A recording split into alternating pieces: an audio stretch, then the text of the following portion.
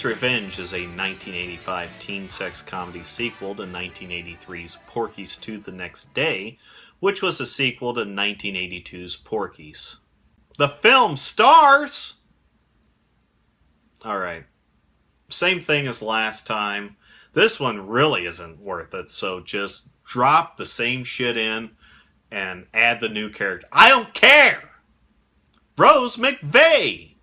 Fred Buck Bush, whatever the hell his name is. Wendy Fane! Sandy Milky! And the title character, who wasn't in the last film, even though his name was in the title of said film, Chuck Mitchell as Porky.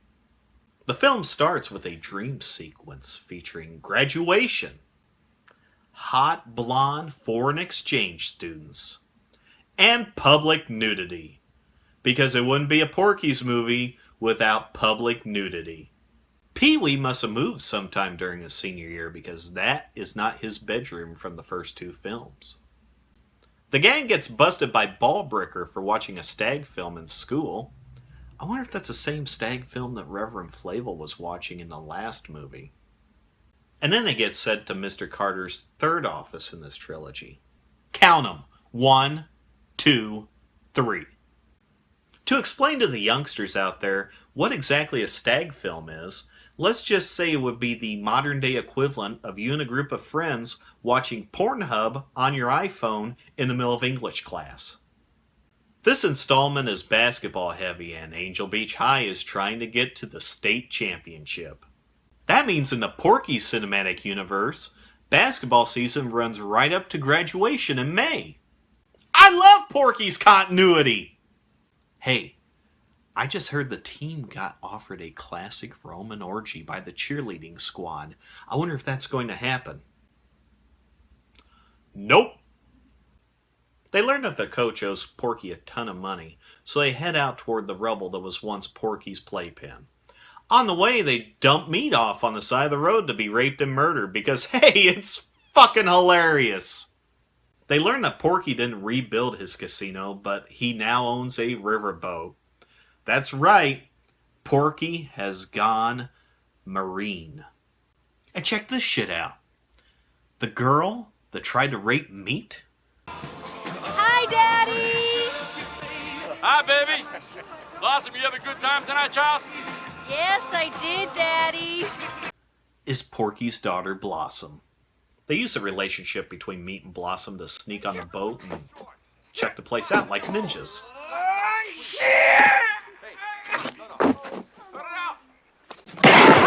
What the fuck you all think you're doing? We were... You was trespassing, boy. According to the law, I could shoot. Great galloping gobs of ghost shit. Your little bastards are ruining my place. Yeah, good plan. Faced with death, the gang strikes a deal with Porky where they will throw the state championship game as long as he forgives the coach's debts. Such a sacrifice. If we hold a press conference after we win the game and announce that certain unscrupulous elements wanted us to throw that game, nobody will be able to touch us. So they decide to screw over Porky because he won't care. We also get a subplot where Meat is failing biology and won't get a play in that state championship game unless he passes the big exam. They proceed to break into the biology classroom, but they don't find the test. They find the most convenient key in film history. Look at that damn thing. It's even marked home. They decide to commit breaking and entering again, only to discover that the biology teacher is playing 50 Shades of with the school chaplain. There's something you don't hear anymore. School chaplain. Luckily, Pee-wee's abusive grandmother lives across the way, and they are able to photograph the pair in their dirty, dirty games for beautiful blackmail goodness. Meanwhile, Miss Ballbricker winds up getting catfished and winds up in a hotel room with Tommy. Snooky. Inga.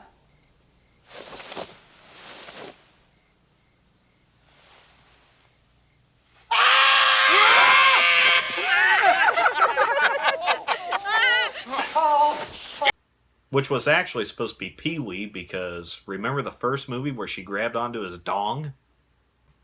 Hey, it's an honest mistake. Even with the lights off, I wouldn't be able to tell Nancy Parsons from this blonde beauty. We get to the big game, which actually looks like a bunch of old guys having a pickup game at the Y. And we get to hear the worst coach's speech ever. Tonight you have the chance to be champions. And if you do that, I'm the coach that got you there, and that's what my life is about. Now, I want you to go out there, win. Apparently, biology teacher Miss Webster really hates Italians and goes ahead and flunks Meat anyway. Meat can't play. Team stinks. Photos found. Meat can play. Hooray! You know, I guess there really is no I in team. But you know, you can't have team without meat. I hope you get that. Obviously, at this point, Porky is losing his shit. But he has time to have a tender moment with Blossom when he finds out that she got Meat's cherry. Won the game for me. Who did what for you? Me Tuparello. It's my boyfriend. You know that boy? We went all the way. I want that bastard married to her. Ballbreaker ends up getting the man she thought she was getting at the hotel room, and she's nice.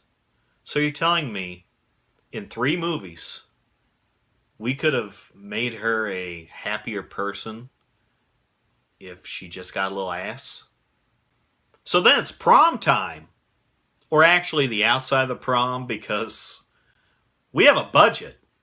Porky winds up kidnapping Meat with the idea of forcing him to marry Blossom. It's not kidnapping when he's gonna be my son-in-law, girl. Because the criminal pimp has morals. This time they devise an even more elaborate plan, not over a Sunday, but in 90 minutes. Did they have like a Y2K-ish plan in case Porky bought a big boat or something?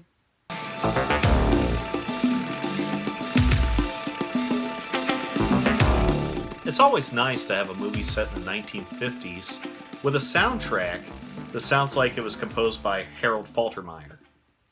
They free Meat from Porky's clutches and end up taking over a drawbridge, kind of like in our previous film, Smoking the Bandit Part 2. Or was it Smoking the Bandit? No, Smoking the Bandit 2. I'm sorry. Part of me wants to think that that's actually the same bridge.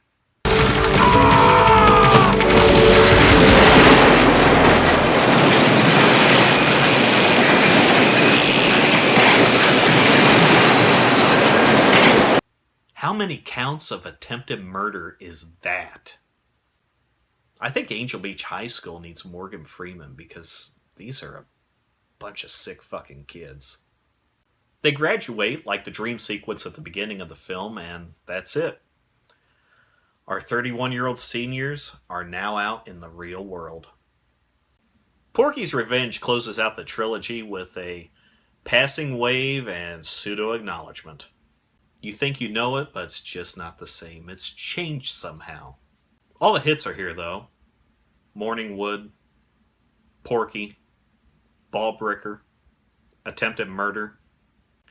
The big difference in this film is that there was no Bob Clark leading the charge. Porky's 2 may have been bad, but at least it had heart. This film just feels like 1980s plastic. Honestly, though, the real victim in these films is Porky. Porky's running a business. Some kids show up, he doesn't want to get in trouble, so he throws them out. They destroy his business. Then they renege on a business deal, taint his daughter, and destroy his business again. I'm starting to think we need to start a GoFundMe for Porky Wallace.